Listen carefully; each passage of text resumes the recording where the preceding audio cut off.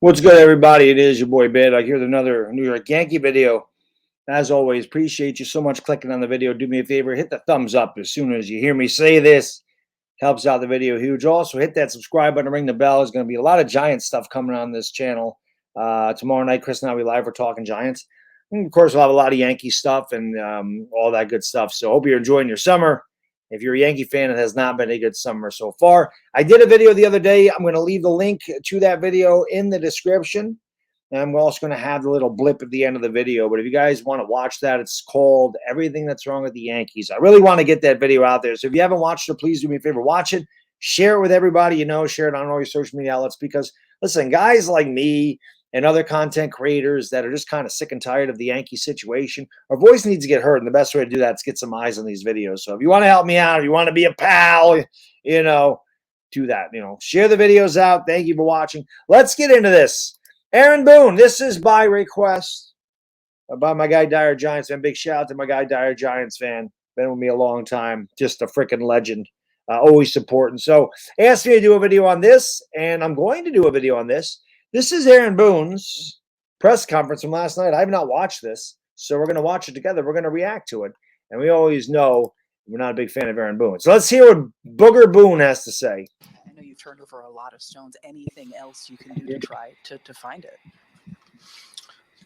No, this is our group. I don't know what she means. I don't know what Meredith means by you've turned over a lot of stones. I mean, if she means you've changed the lineup every day for like 80 games in a row, yeah. And, obviously, we have a new voice in there. I say you know a lot. Aaron Boone says you know a lot more than I do. Searching for the answer.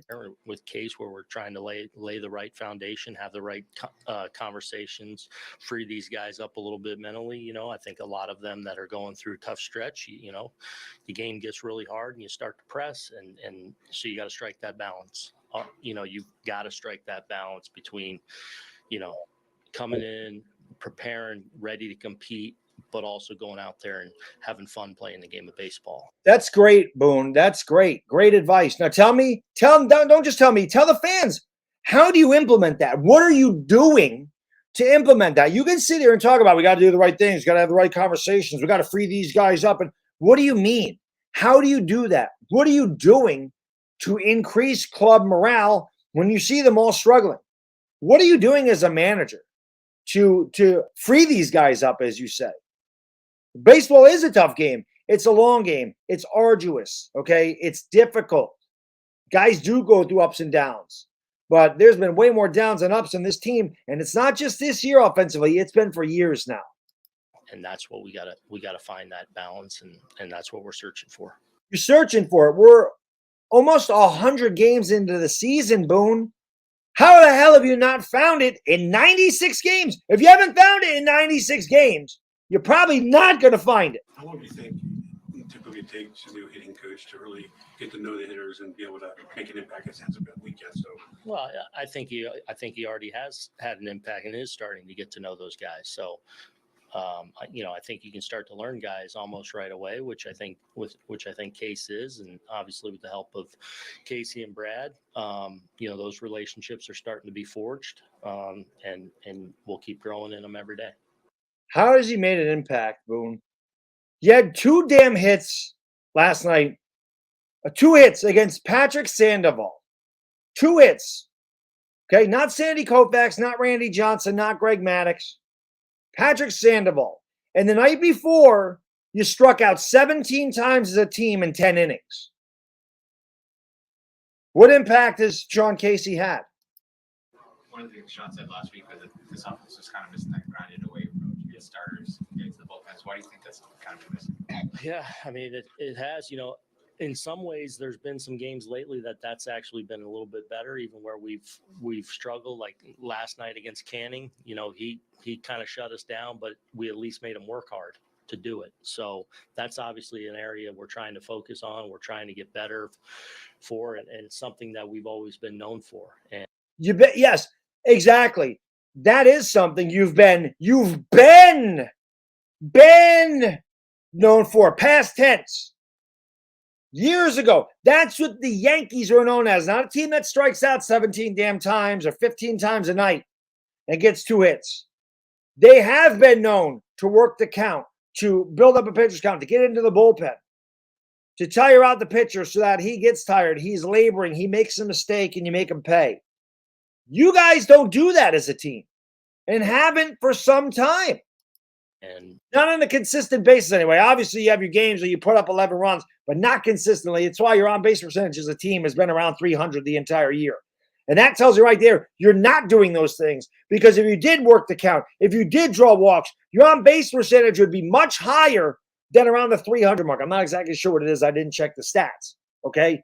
But they haven't finished a season under 300 on-base percentage since 1968. And as I mentioned in numerous videos, in 1968, the Yankees pitchers hit, because the DH was not involved. There was no DH until 1973. So 450 at bats from the pitchers also are going to lower your on-base percentage. Well, there's no pitcher hitting in either league. So you sound like you're going to Chicago or you're going to Colorado and your pitcher has to hit. No pitcher at bats this year to equate for that low on-base percentage. We recognize that we have to do a better job of that. How much do That's fantastic. Do it then. We recognize you got to do better. No kidding. this? It's just judged. You're 12 over 500 when he's off the IL and 8 under without him. How much? Well, that's what the story is. So we can correct it. You can't correct it, Boone. You can't. See, Boone just says stupid things. I'm not blaming Aaron Boone for the shit that's on it. That's a Brian Cashman, Hal Steinbrenner problem. Okay, I'll blame Boone for a lot of things. He mismanages a lot of games. I blame the team morale. I blame the lack of fundamentals. I blame the gaffes that they do every night, the base running mistakes, not knowing how many outs they are, the 3-1 fastball, or I'm sorry, the 1-2 fastball to Shohei Ohtani that tired the game. Those type of things I blame on Aaron Boone. It is not Aaron Boone's fault that DJ LeMahieu's hitting 234, that Giancarlo Stanton's hitting under 200. That Hickey hits 229, that Volpe hits 208. This is not that Bader's hitting under 250, that Donaldson was hitting 145. Okay, that's not Boone's fault. Boone can't swing the bat for these guys. Boone has what he has. He is a shitty manager, and I'm not trying to stick up, but what I'm saying is the problem with the Yankees goes much, much, much deeper than this booger eater you're looking at on the screen. And I'm not talking about the small screen. I'm talking about the big guy over there. We got the players to do it. We have players with track record to do it. Track record is nothing but history. That doesn't mean that they can get it up again here, okay? That sounded dirty. Giancarlo Stanton's not going to hit 59 homers in a year again, okay? He's not going to find it all of a sudden. DJ LeMahieu's bat is slow. He's not going to find it and become a 320 hitter. He is what he is now. If you haven't found it in 96 games, this year, we can go back to last year, these guys hit like shit too. I understand that's the story, and it's fair for this year. We've been through stretches in 19 where we were down Judge and G and kept on banging. And those guys in that clubhouse are very capable. It's coincided with obviously the game's best player out, but so that's the story, but we're capable still. You're not capable, Boone. That's the whole point of this. You're 20 games under 500 without him. That's bad. Or not, I'm sorry, 8 games under 500 without my bet. 8 games under 500 without him. We got to find it. I mean, simple as that, Not capable. If you were, you wouldn't be 8 games under 500 without him. Yeah, he's a big part of what the Yankees do. But one player in baseball should not impact a lineup as much as Judge does. I know Judge is by far our best hitter, but this is not basketball. This is not like losing your starting quarterback in the NFL. It sucks. It's a big hole in the lineup, but these guys should be able to help out, and they're not. And I know that's a broken record. I know that's a boring answer. We got to find it. And we got the guys capable of doing it, and we got to, and it's on all of us, on me, on the coaches, on staff, on players, to again strike that balance between, because the care factor is so much, and the game's so damn hard, and the hitting is so hard. You got to strike that balance between coming in, focused, work, preparation. Now 7 o'clock hits, 6:38 tonight, man. Yeah, all that's great, Boone. You don't prepare them. They totally look unprepared. And this is not a team of young guys. Why are veterans blase? How does Rizzo forget how many outs are? This is not the first time this happened this year. With them, like I said, making mistakes in the field and not knowing how many outs there are, having miscommunications in the outfield. How about, Boone, you try to keep the lineup the same more than one night in a row and play the guys in the field the same positions and stop playing them all over the field? If you want them to be prepared, how about they go to the ballpark with some kind of idea of where the hell they're hitting in the lineup instead of when they get to the ballpark, well, you're hitting 6th tonight, you're hitting 1st tomorrow, we're going to take you out of the game the next day, then you're going to hit 2nd, then you're going to hit 8th. By the way, you're going to play 3rd this night, you're going to be in center the next night, you're going to go over and play 1st, then you're going to DH. And let's go play the game like a kid.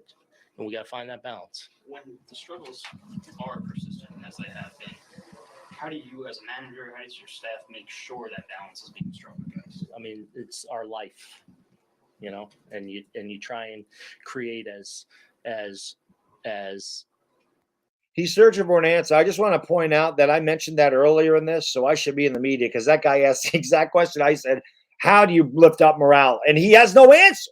It's our life. Baddog, what do you do to get in shape? Like, what do you do as far as like your diet? Like, I noticed you lost, 70 pounds since you started on YouTube. What do you do? Can you give me some tips on how to get in shape or where to start? It's my life. Yeah, that's a big help, Boone. Come on. For a lot of us, we've been in this game a long time, and you understand how difficult it is and how much of a grind the season is. Correct. So you try and create an environment that no matter what you're going through, when you're flying high and riding high, to when you're going through the toughest stretches of the season, or in some cases the toughest stretch of your career, trying to create that environment that is conducive to providing the right kind of work and information and preparation for everyone, but also a place that, you want to be. And that's a bit of a sanctuary. And, that's the environment you're trying to create. How perplexing But you're is it not. with these How do you guys plan on with doing track that? records? It's going on now past mid-July. Yeah, it's baseball. It's mid-July though. Yeah, but April and May, that wasn't the case. We're talking about a stretch, Randy. We're talking about, and frankly, a long stretch for some of these guys. And some of these guys that have been hurt have come back. So we're talking about, a couple guys that are going through a tough stretch as baseball. Rizzo has been going through a tough stretch for 2 months. Stanton has been going through a tough stretch since he got back, which has been like a month. I get it. You come back off of injury, your bat might be a little slow. You got to get your timing. I understand that. Okay, I get it. But come on, man. Come on. Give me something more. Give us something more than, we're going through a tough stretch. Like the reporter, the media guy just said, it's July. Yeah, but in April and May, it wasn't the case. Yes, it was. Your on-base percentage is not around 300 because you had a bad month of July, Boone. One bad stretch of 2 weeks ain't going to lower your on-base percentage from 350 to 300 at this time of the year. Same thing with your batting average being around 235. It doesn't just show up there because of a bad stretch in the month of July. Come on. You're going to look back, and even great players are going to look back in a season. Man, I just, I was searching. They'll find it. They will find it. But it doesn't make it any easier to go through. What makes you sure they're going to find it? If they haven't found it now, these guys are not young. They have lost it the entire year. Like I said, Giancarlo Stanton is not hitting under 200 this year because he had a bad stretch. He hit low 200s last year. He hit like 215. He's a career 275 or 270 hitter. Some stretches. DJ LeMahieu, he ain't just going to find it. He didn't go from hitting 364 to hitting 234 because he lost it in a stretch. Come on. This year where you guys haven't played well, including this one, you used the phrase, these guys are pissed. Mm-hmm. How pissed are you? I like your watch, you son of a bitch. I always give Aaron Boone credit. He always has a different watch on every night. I'm an avid watch collector. I like luxury watches. That son of a bitch. Every night, Boone's got a pretty decent watch. Give him credit. That's a nice watch there. Hard to tell what it was. Looked like an Omega, but I'm not sure. He can't answer these questions. Look, Boone, just come out. Just come on out and go, I'm pissed. Don't punch a table. Come out. I'm frustrated. This is frustrating. I'm sick of losing. These guys got to do better. I'm pissed. Yes, I'm mad. I'm mad. I don't like losing. There's your answer. Stop searching for the we got right a lot of thing to pride say. in here, and you want to win, and that's why we show up every day, right? Goals shake hands at the end of the day, and we're trying to be the best team we can be. Try not to look. There's moments in time where you get frustrated and upset, but you know you get that'll weigh you down. That'll wear you down. You start getting overly emotional, high, low, mad. Look, we're human. There's going to be things in the moment that frustrate you. Our job is to work and figure it out. Yeah, that's great. You're not doing your job. You said earlier that 6:40 you want to go out there and play like a kid. 6:38. 6:30.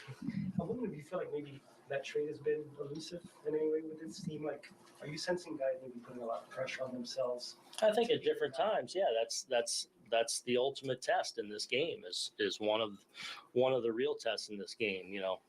Because it is a game of failure, and on a big stage, and when you've done it, and you're going through it, striking that balance is one of the biggest challenges, and what separates a lot of players a lot of times is that ability to, again, kind of prepare, work, do what you need to do to be ready to go. But then when you go out there to play, like, now it's time to go play. See, this is the problem I have. It's every player on this team, Boone. Every player. I understand one player, two players, three players, they have ups and downs. Every player, everyone, no matter who is in the lineup, they all stink. I mean, we all know how much I love Darren Hicks. Well, from what I understand, Aaron Hicks is in Baltimore, and he's doing a lot better in Baltimore than he did here. So what is the problem? What is the problem? And I've been there. I've had stretches in my career where I was terrible. That was most of your career, buddy. Let's be honest. You ran into a knuckleball in 2003, one of the greatest moments of my life. You were not as good as your brother. And you got to get to that point of, I'm going to show up, ready to go, prepare, work, and I'm going to go have fun playing the game. And we got to, that's what we got to find right now when we're going through this tough stretch. Yeah. Again, it's a bunch of confoolery. It's a bunch of double talk. It's a bunch of what we have to do. We have to do this. We have to do that. We have to do this. We have to do that. But at any point, does he tell you how they're going to do this? No. I don't know what else to say, man. The team just, it's not good. It's not good. I don't know what else to say. But anyway, guys and girls, thank you for watching. Sorry it's so long. These reaction videos do take a little bit longer. Again, hit the like and subscribe, and I will see you soon. Till next time, it's a bad dig. It is all. I'm out. Peace.